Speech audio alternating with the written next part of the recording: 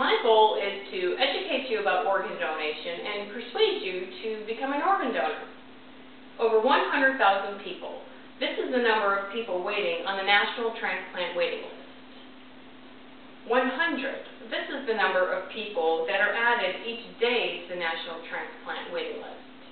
19. This is the number of people that die each day waiting for a transplant. All of these statistics can be found on unos.org. I have been a nurse for over 10 years, and I currently work for TransLife, which is the local organ procurement organization based out of Orlando, Florida. I get to see many lives saved by organ donation, but I also get to see the potential of how many more lives could be saved if more people were organ donors. Today I would like to give you a little more information about how organs save lives, how tissue enhances lives, and how eye or cornea transplant can give sight. The life-saving organs consist of the heart, lungs, kidneys, liver, pancreas, and bowel. Patients waiting for a heart are usually diagnosed with a heart condition such as congestive heart failure, and it is deemed by their doctor that the only way of survival is for a heart transplant. Patients waiting for a single or even a double lung transplant are diagnosed with a lung disease such as pulmonary fibrosis.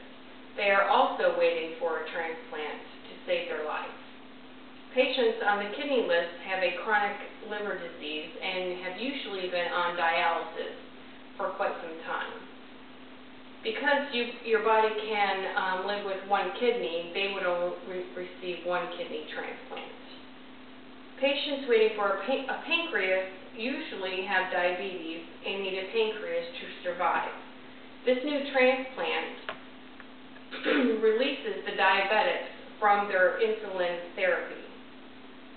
Patients with chronic liver disease also need a liver to survive. An interesting fact about livers is that they regenerate, which means as little as 25% of a liver can regenerate into a whole liver. Last but not least, patients diagnosed with irreversible intestinal failure need a bowel replacement. This allows the recipient to receive nutrients and energy from food instead of tubes and chemicals. If the whole heart is not transplantable, sometimes we are allowed to use heart valves for transplant. These patients have valvular disease and need their heart valves replaced. Tissue donation enhances lives. A thin layer of the tissue is usually taken off the backside and is used for burn victims primarily, or patients needing reconstructive surgery. Bone transplants are used to restore function and to prevent such things such as limb amputation, which all affects the quality of one's life. Whole eye and cornea donation restores and enhances eyesight.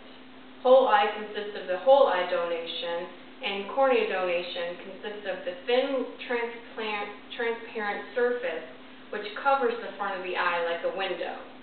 More information on eye transplant can be found at fleb.org, which is the Florida Eye Bank.